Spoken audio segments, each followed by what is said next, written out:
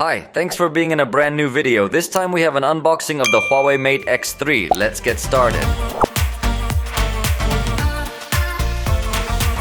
This device is one of the foldable devices that I am most excited to know because of its advanced features. It has just been announced for Mexico, so its launch price starts at 39,999 pesos for the Black Edition. On the screen you see the reference price in dollars just to give you an idea, but remember that the prices here are not the same as over there. The Green Edition is more expensive, and in both cases you get the Huawei Watch GT 3 Pro as a gift. In addition to a gold card, so you get discounts if you want to buy more things in the Huawei store. In addition, you have until October 25th to reserve with 1,000 pesos your device, and with that they give you an additional 5,000 pesos discount. So, the whole combo is interesting, considering that we are talking about one of the most advanced foldable today. In the box we see that it has the two new Huawei brands. First we have X which came to replace the collaboration with Leica, so it's Huawei's own brand focused on cameras. And we also have Kunlun glass, which you know is this ultra-resistant glass against drops. On the bottom we also have the Explore It on App Gallery stamp, due to the fact that it's a device that arrives without Google services, as you should already know. However, through the App Gallery you could also get to install Google Apps. So let's try to open this box with a lot of excitement. As you notice, the device already comes unfolded, and the first thing we notice is that it doesn't have as sharp a fold as what we might see on Samsung's foldable. But let's get it out there. What a beautiful device. In this case I have the green color edition. It comes on the back with a synthetic leather finish. It feels soft to the touch, and what strikes me the most about this device is how thin it feels. Here I have Samsung's Galaxy Z Fold 5, so you can see the difference. It even feels lighter. Definitely that it's much thinner. Look at the hinge area so you can notice how much thinner this Huawei device is, which just like the Samsung device has water resistance. So in that sense, it feels like a very elevated and very premium experience. In a moment I'll tell you details about the camera, and we'll continue to take a look at the device. But first, let me see what else comes in the box. We'll find the key to remove the tray.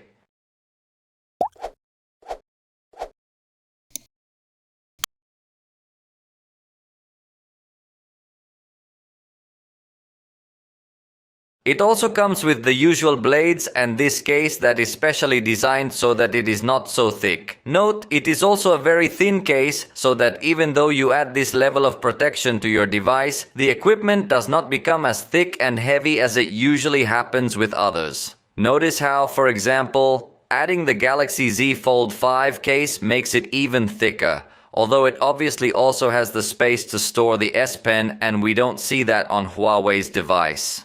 It's also curious that Huawei doesn't have a case for the front, which anyway Huawei relies heavily on Kunlun glass, which resists drops very well.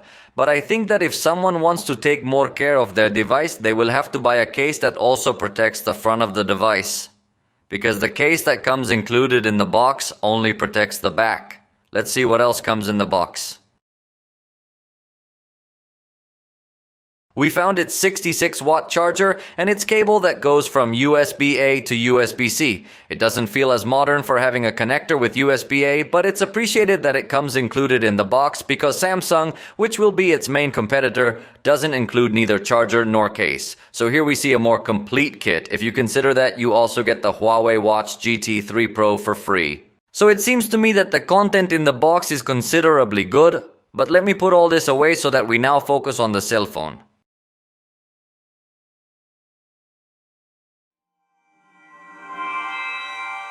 In the setup, Huawei points out some of the warnings or protections we should be aware of when using this device. For example, it says not to remove the protective film that is on the inner screen. If you need to replace it, it is important that you go to an authorized Huawei service center, as that could affect the warranty. Then it says not to press the inner screen camera with sharp objects. I find it very curious that it only says not to press the camera. Samsung and other manufacturers say to be careful not to press with any sharp object the whole screen inside. I assume that is the same care to take with this device, but it is curious that the warning is different. It also says not to press the inner screen camera, then it says neither with sharp objects nor with your finger. And finally, it says wrinkles and slight sounds are normal when you are folding and unfolding the device. In my case, I didn't feel that sound, but let's do the test. I definitely don't think it is a noisy hinge. So far, the noisiest one I've tried is the Motorola hinge. Let me finish the setup and get back to you. The device is now configured, so let's give you a quick tour of its specs. Folded down, it's about a few millimeters thick. Practically speaking, you could say it's very close to the thickness you might find on devices that don't focus on being ultra thin. Notice, this is how it looks compared against the iPhone 14 Pro Max. So the truth is that the difference is very little. It feels like a very comfortable device in the hand. You feel like it's foldable because this right frame is split in two.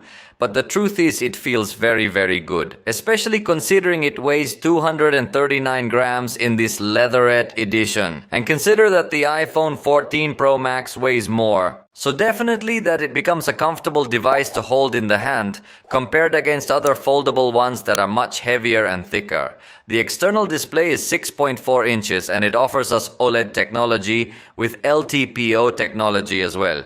So it can go down to 1 Hz when it's displaying static content or up to 120 when it's displaying dynamic content. It's a very good quality display as well. And the internal display is 7.85 inches in its diagonal. It also offers us OLED technology and 120 Hz in its refresh rate. Definitely this could be another one of its main attractions as it offers us two very good screens. Both front cameras are of the same resolution. We have 8 megapixels with f2.4 aperture. They will not be cameras that are going to stand out too much. Also, you have to consider that here it does have a cutout, unlike Samsung's device where we find screen above the camera to give a little bit more uniform viewing experience. But it's well placed. It seems to me that it doesn't get in the way. And with respect to the cameras on the back, we have the 50 megapixel main one with f1.8 aperture. Then we have a 13 megapixel ultra wide angle with f2.2 aperture. And finally, a 12 megapixel telephoto camera with f aperture 3.4 and optical stabilization. This camera has a 5x optical zoom, so it is very good in range, although perhaps the aperture is not as spectacular as what we see on the iPhone 15 Pro Max. However, yes, we could go so far as to say that it is very similar, the photographic system of the iPhone 15 Pro Max and the Huawei Mate X3. Only in this case we are talking about a foldable device, and here we are talking about a traditional device. So I was definitely very much impressed by what Huawei has achieved.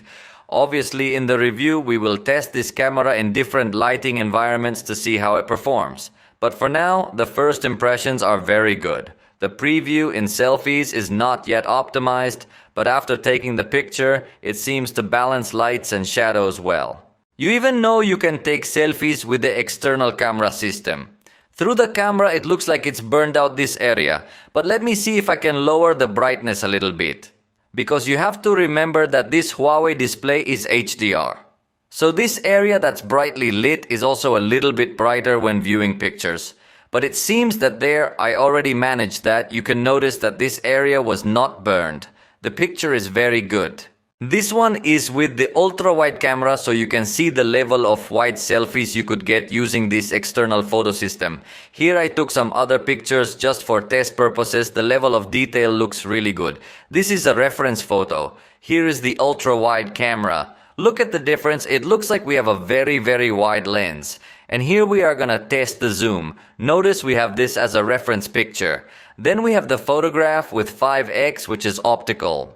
Then 10x, and the maximum we get is 50x. The truth is that the zoom is very good considering that this is a foldable device. Here I did some other zoom tests. Notice we have 1x, 5x, 10x, and we have here 25x. I insist that it looks like a very good zoom camera. But what struck me most is the quality of portraits it takes. Watch this.